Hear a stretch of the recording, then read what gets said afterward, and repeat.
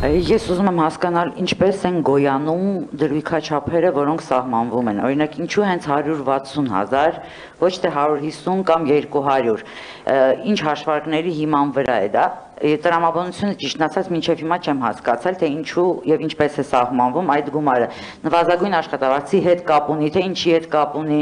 եւ չեք կարծում, որ այսինքն որ մենք հիմա դնում ենք սաղ турքերը, վճարները բարձրացնում մենք դա տնտեսվարողներին չենք վատություն անում, մենք հիմա իրականում նաեւ շինարարության առումով քաղաքացիներին ենք վատություն անում, թե խանութները, սրճարանները, թե մարդիկ, որոնք գալիս էին մեքենայով կենտրոնում կանգնելու եւ այնտեղ աշխատում էին, նրանք բարձրացնելու են ծառայությունների եւ ապրանքների գները սովորական շարքային սպառողների համար։ Այսինքն արդյոք օրինակ էկոնոմիկայի նախարարության հետ, ֆինանսների նախարարության հետ նման քննարկում ունեցել եք, թե մենք չենք նպաստում գնաճի արհեստական։ Շնորհակալություն Տիկին Աբգարյան հարցի համար, նախ նշեմ, որ մենք օրենքով ունենք սահմանված առավելագույն դրույքաչափ 300,000 դրամ, տվյալ դրույքաչափի սահմանները մենք սահմանում, եթե ինչ-որ բան ենք սահմանում, 160,000 դրամի սահմանման համար հիմք են ընդունվել միջազգային փորձը, ինչպես գիտեք, հիմնական խոշոր քաղաքներում կենտրոնում կայանելը սահմանափակված է, դա եւ ժամային սահմանափակում է առկա եւ գումարային սահմանափակում։ Այսինքն կենտրոնում կայանելը միշտ համարվել է ավելի թանկ եղանակ, քան ծայրամասում կայանելը։ Եթե օրինակ միջազգային փորձով ենք նայում, մեր հարևան երկիր Վրաստանի մայրաքաղաքի որպես փորձ բերելով, Թիֆլիսի կենտրոնում կայանելու տարեկան վարձը 800 լարի է։ Մոսկվայի դեպքում դա 400,000 ռուբլի է։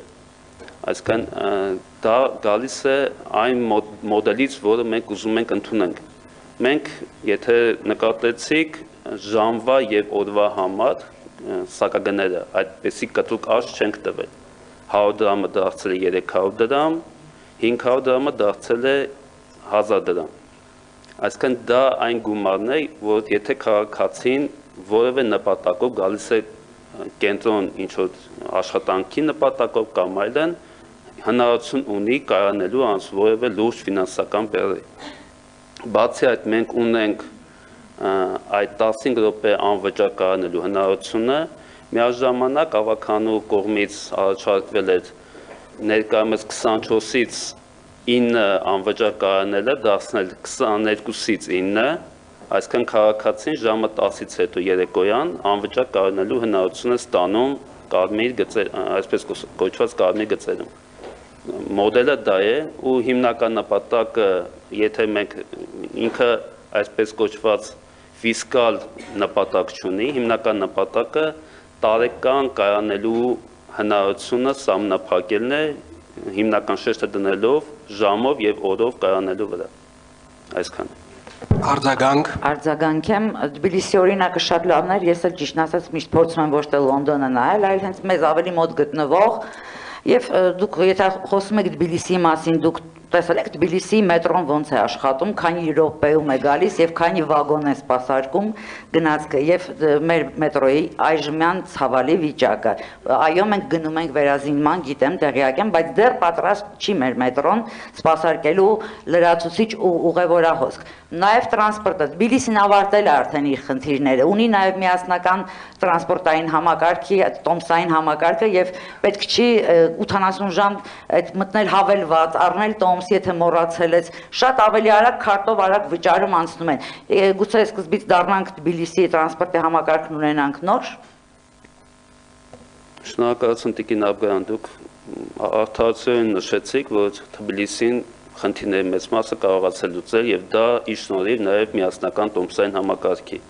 Հիմա մենք մեր մոտ նաեւ դա ենք ներդրել եւ փուլային տարբերակով արդեն 24 թվականին ամբողջական անցում են կատարելու միասնական տոմսային համակարգի։ Դա կբերի մի կողմից վնասաբերության նվազեցմանը, որտեղ 100 դրամ դրույքաչափ օրինակ մետրոյի համար ինքը չի ծածկում այն ծախսերը նվազագույն, որոնք կատարվում են մետրոյի վրա։ Եվ Թբիլիսին այդ առումով միասնական տոմսային համակարգով այդ խնդիրը լուծել է։ եւ կարողացել բավարար ֆինանսավորում ապահովելով զարգացնել իր մետրոպոլիտենային ցանցը, որի հնարավորությունը մենք 100 դրամ ծրագրի պարագայում ցավոք չունենք։ Դա փուլային լուծում է ամեն դեպքում, հիմա կոնկրետ մենք վճարն ենք բարձրացնում, որը թույլ կտա որոշակի առումով ծանրաբեռնվածություն թեթևացնելով խթանել հասարակական տրանսպորտի զարգացումը։